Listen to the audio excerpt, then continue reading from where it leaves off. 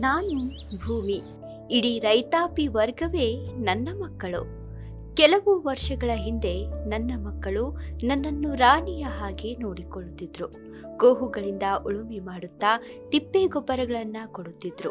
ನಾನು ಖುಷಿಯಾಗಿಯೇ ನನ್ನ ಮಕ್ಕಳು ಬಯಸಿದ ಹಾಗೆ ಹೆಚ್ಚಿನ ಇಳುವರಿ ಕೊಡುತ್ತಿದ್ದೆ. ಆದರೆ ಕಾಲ ಕಳೆದ ಹಾಗೆ ಅದ್ಯಾಕೋ ನನ್ನ ಮಕ್ಕಳು ಸೋಮಾರಿಗಳಾದರೋ ಕಾಣೆ.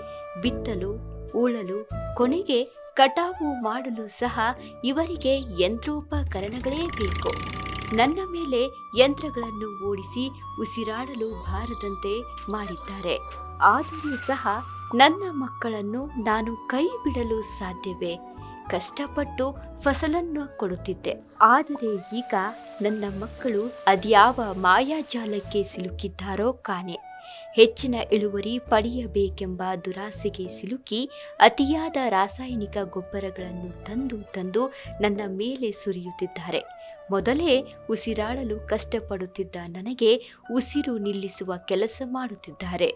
ನನ್ನ ಒಡಲಿನಲ್ಲಿರುವ ಎಷ್ಟೋ ಜೀವಿಗಳನ್ನು ಸಾಯಿಸುತ್ತಿದ್ದಾರೆ. ನಾನು ನನ್ನ ಮಕ್ಕಳಿಗೆ ಹೇಳುವುದೊಂದೇ, ನಾನು ಎಂದಿಗೂ ನಿಮ್ಮ ಕೈ ಬಿಡುವುದಿಲ್ಲ. ಸ್ವಲ್ಪ ನನಗೆ ಈ ರಾಸಾಯನಿಕ ಹಾಗೂ ಭಾರವಾದ ಯಂತ್ರಗಳಿಂದ ಮುಕ್ತಿ ಕೊಡಿ.